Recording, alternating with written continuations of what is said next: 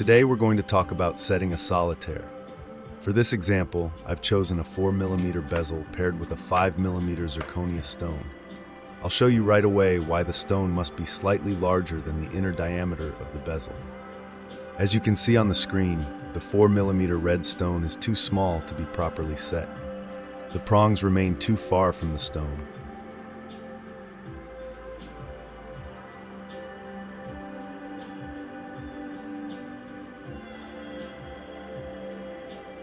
For optimal setting, the stone's outer diameter should be at least 1/3 to half the thickness of the prong, as shown with the yellow stone, which meets these proportions and allows for a perfect setting. If I had chosen a 6mm stone, its diameter would have been too close to the outer diameter of the prongs, making their thickness insufficient for a secure hold. The key is to find the right balance. Prongs that are well proportioned to ensure an optimal hold of the stone, ideally 2/3 or at least half of their thickness.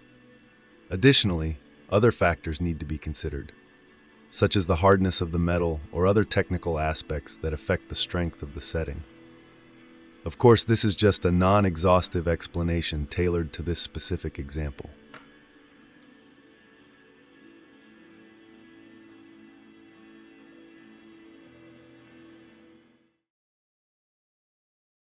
Be particularly careful with this first step. It's essential to check that the prongs are securely soldered to the bezel. Proceed with caution. If you have any doubts, it's best not to proceed. You can also use pliers to gently widen the prong. The method I use with the Max Engraver is somewhat risky, and I take that decision knowingly, but please be extremely cautious. If you're not comfortable, it's better to leave the prongs as they are and move directly to step 2. I reposition the stone after gently spreading the prongs, which allows me to determine the amount of metal to remove so that the stone slides smoothly and settles naturally. Actually, it's not so much at the top of the prong. I think more metal will need to be removed below, as the prong doesn't descend at a 90-degree angle, but rather with a slight inclination. I'm now using a 3mm bicone burr. It's important that it's significantly smaller than the bezel diameter to ensure precise control. However, be careful not to choose one that's too small, as it might result in an uneven finish.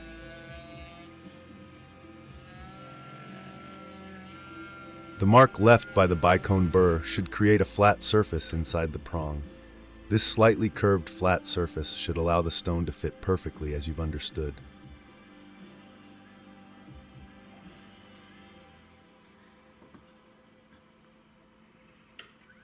Make sure to maintain a smooth and steady motion, keeping your movement precise. Alternate carefully between the top and bottom of the prong, removing an equal amount of material with each pass.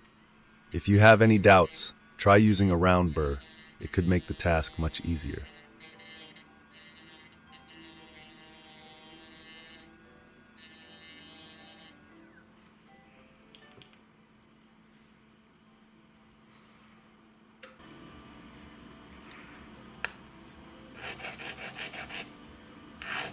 After lightly milling the 4 prongs with the bicone burr, we will mark the seat of the stone using the compass.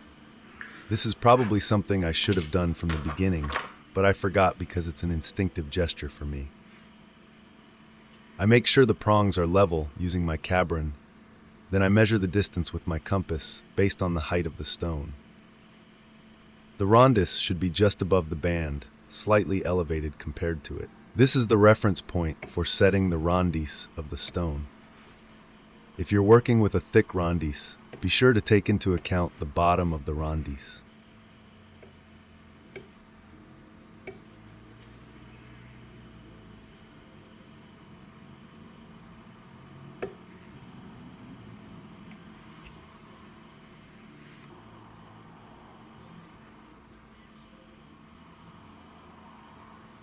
I have drawn a tightly spaced double line with a fluorescent yellow marker to indicate the girdle level of the stone.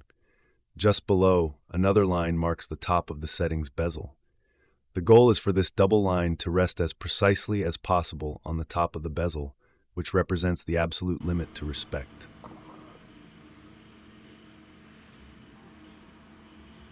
After marking the seat of the stone on the prongs with a compass, I use my bicone burr to define this limit. By cutting slightly deeper, I precisely establish the stone's seat, which represents the final boundary not to exceed.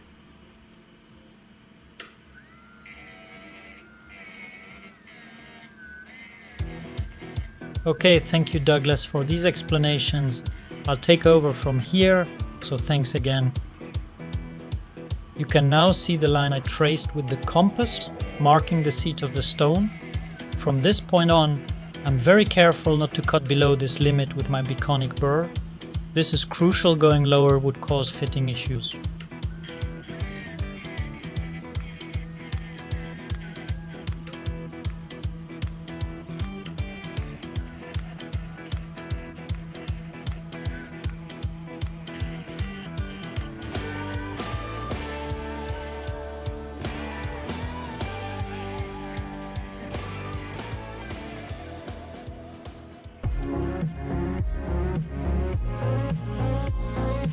Now we step into real mastery. You'll learn how to set the stone with precision, sculpt the prongs to be strong yet refined, and ensure a secure hold that stands the test of time. Ready to level up? I'm going to show you both techniques. Get ahead and discover them now. Click the link in the description.